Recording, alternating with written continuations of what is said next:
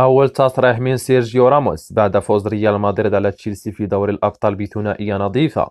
ولكن قبل البداية مشاهدينا الكرام، إذا كنتم من عشاق الملكي ريال مدريد فلا تبخلوا علينا بالاشتراك في القناة والضغط على زر اللايك. فهيا بنا الآن إلى التفاصيل.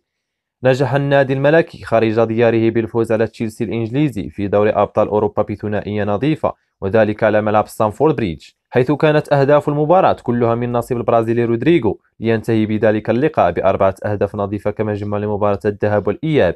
وعن هذا خرج الإسباني سيرجيو راموس لاعب ريال مدريد السابق بتصريح صادم، حيث قال: بصراحة شاهدت المباراة واستمتعت بها جدا، لكن في الحقيقة لم أتفاجأ من المستوى الذي قدموه، لأنني أعرف جيدا ريال مدريد في المسابقات الكبرى. ريال مدريد دائما عودتنا على تألقها في دوري الأبطال، لقد قدموا أداء خرافيا. اللاعبين بأكملهم لا يمكن وصف ما فعله داخل الملعب، لقد سيطروا على الكرة من بداية المباراة حتى صافرة النهاية. صديقي رودريغو قدم مباراة رائعة، سجل فيها هدفين، إنه لاعب شاب رائع.